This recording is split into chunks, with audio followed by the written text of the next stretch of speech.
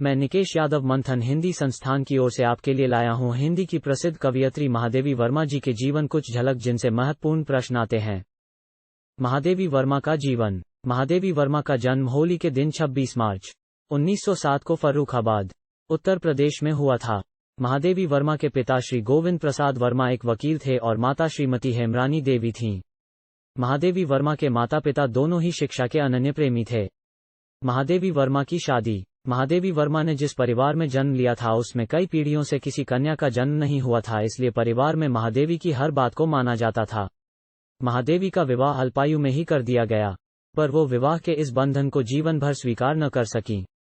9 वर्ष की यह अबोध बालिका जब ससुराल पहुंची और श्वशुर ने उसकी पढ़ाई पर बंदिश लगा दी तो उनके मन ने ससुराल और विवाह को त्याग दिया। विवाह के 1 वर्ष बाद ही उनके श्वशुर का देहांत हो गया और तब उन्होंने पुनः शिक्षा प्राप्त की, पर दोबारा ससुराल नहीं गईं। उन्होंने अपने गद्य लेखन द्वारा बालिकाओं, विवाहिताओं और बच्चों के प्रति समाज में हो रहे अन्याय के विरुद्ध जोरदार आवाज उठाकर उन्हें न्याय दिए जाने की मांग की। महादेवी वर्मा की शिक्षा। महादेवी वर्मा की प्रारंभिक शिक्षा इंदौर में हुई। 1919 में इलाहाबाद में क्रॉसथवेट कॉलेज से शिक्षा का प्रारंभ करते हुए महादेवी वर्मा ने 1932 में इलाहाबाद विश्वविद्यालय से संस्कृत में M.A. की उपाधि प्राप्त की। उस समय हाई स्कूल से आगे जाकर M.A. करना एक लड़की के लिए बड़ी बात होती थी। महादेवी वर्मा के कार्य और रचनाएं।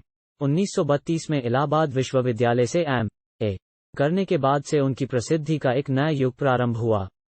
अपने प्रयत्नों से उन्होंने इलाहाबाद में प्रयाग महिला विद्यापीठ की स्थापना की। इसकी वे प्रधानाचार्य एवं कुलपति भी रहीं। 1932 में उन्होंने महिलाओं की प्रमुख पत्रिका चांद का कार्यभार संभाला। 1934 में नीरजा तथा 1936 में सांध्यगीत नामक संग्रह प्रकाशित हुए। सन 1955 में महादेवी जी ने इलाहाबाद में साहित्यकार संसद की स्थापना की और पम. इला चंद्र जोशी के सहयोग से साहित्यकार का संपादन संभाला। यह इस संस्था का मुखपत्र था। महादेवी वर्मा को मिले पुरस्कार। स्वाधीनता प्राप्ति के बाद 1952 में वे उत्तर प्रदेश विधान परिषद की सदस्या मनोनीत की गईं। 1956 में भारत सरकार ने उनकी साहित्यिक सेवा के लिए पद्म भूषण की उपाधि और 1969 में विक्रम विश्वविद्यालय ने उन्हें डी.लिट. की उपाधि से अलंकृत किया। इससे पूर्व महादेवी वर्मा को नीरजा के लिए 1934 में सक्सेरिया पुरस्कार, 1942 में स्मृति की रेखाओं के लिए द्विवेदी पदक प्राप्त हुए। 1943 में उन्हें मंगला प्रसाद पुरस्कार से सम्मानित किया गया।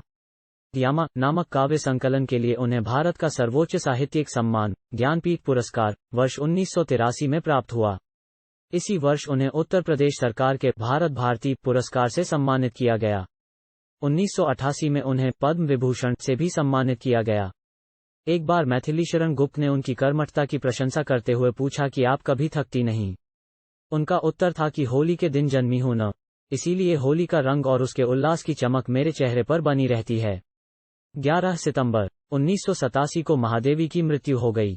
उनके जाने से हिंदी साहित्य ने आधुनिक युग की मीरा को खो दिया।